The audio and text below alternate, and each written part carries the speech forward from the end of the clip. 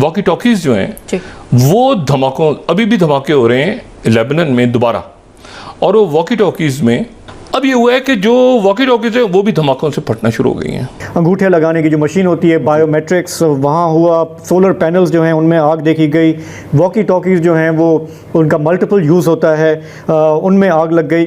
एकदम से 72 हूरों की डिमांड इतनी ज़्यादा बढ़ गई कि बेचारी अब ढूंढे नहीं मिल रही है। स्टॉक खत्म हो गया है ऐसा लग रहा है। जो सॉफ्टवेयर बनाने वाले हैं वो भी यहूदी, जो व्हाट्सएप चलाने वाले हैं वो भी। ये वीडियोस देखते हैं आप लोग, मजम्मत करते हैं हम सब। गजा के गली कूचों की जो वीडियोस हैं, ये देखकर एक मुहावरा होता है कि मेरी रूह काम गई, रोंगटे खड़े हो गए। और आज हमने देखा कि लेबनान में उन्होंने जो पेजर्स के ज़रिए एक हमला किया और उसमें हज़ारों अफराद ज़ख्मी हुए, बहुत से लोग शहीद भी हुए। और इससे एक बहुत सारे सवालात मज़ीद पैदा हो गए हैं। मैसेज में लिखा हुआ था जय श्री राम और जैसे उन्होंने कहा व्हाट इज जय श्री राम, और दाएं और वहाँ पे कम से कम 3000 से के लगभग या उससे भी ज़्यादा 5000 पेजर्स जो हैं वो धमाकों से फट गए हैं। आगाज करेंगे इस खबर के साथ कि लबनान में कल के पेजर ब्लास्ट के बाद आज walkie talkie, smartphones, intercom, radio और सोलर पैनल्स में धमाके हुए। वॉकी टॉकी लबनान की जहां गुज़िश्ता रोज पेजर ब्लास्ट के बाद आज walkie talkie, smartphones, intercom, radio और सोलर पैनल्स में धमाके हुए हैं।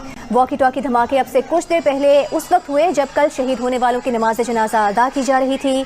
जनाजों में मौजूद लोगों के हाथों में वॉकी टॉकी फटने लगे। वॉकी टॉकी धमाकों से 9 अफराद जाँ बहक, 300 से ज्यादा जख्मी हो चुके हैं। लबनान से इसका आगाज पहले पेजर से हुआ, फिर फोन से हुआ और खबर आ रही है कि आपकी गाड़ियां भी बम बन सकती हैं जिनमें आप सवारी कर रहे होते हैं। दोस्तों, इस सब के पीछे इसराइल है। इसराइल किसी भी वक्त किसी को उड़ा सकता है, उसको कोई हथियार रखने की जरूरत नहीं है। ये जो फोन है ये अपने आप में एक बॉम्ब बन चुका है। ये बहुत बड़ी खबर है नाज़रीन जो मैं आपको मिडिल ईस्ट की तारीख की सबसे बड़ी सिक्योरिटी ब्रीच हो गई है।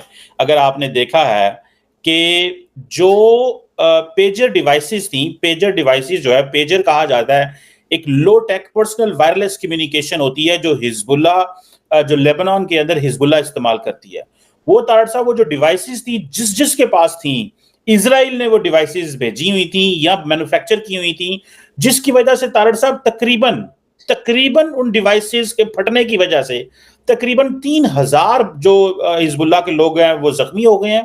और एट ए टाइम वो पूरे हिजबुल्लाह उधर लेबनान में फट गई हैं, जिसमें जो ईरान का जो एम्बेसडर है वो भी जख्मी हो गया। तारड़ साहब इजराइल, मतलब ये जो लेबनान के अंदर जिनके हाथ में डिवाइसेस है, जिसको वो समझ रहे थे हम एक दूसरे के साथ कम्युनिकेट करते हैं, वो सारियां नेतन्याहू सुनदा पे उन्होंने ये गल्ला। और मजे की बात है उनके हाथ में वो जो था वो बॉम्ब थे। तारड़ साहब उनके हाथ में बॉम्ब थे, उन्होंने पता ही नहीं करीबानो, और किसी ने इथे लाई सी, किसी ने हाथ पड़ी सी, किसी का मुंह जल गया, तारड़ साहब फट गया, किसी का मसाना फट गया, कुछ लोग मर गए, 2-3 हजार बंदा जख्मी हो गया। तारड़ साहब ये ईरान का तो कोई सिचुएशन नहीं है, और मुझे तो कोई समझ नहीं आई कि ये ईरान क्या कर रहा है। हिजबुल्लाह को तो छोड़े, वो तो ऑलरेडी एक चलो ग्रुप है जो लड़ रहा है उनके साथ। इसको आप कैसे देखते हैं? क्या ईरान कुछ करेगा इसके ऊपर?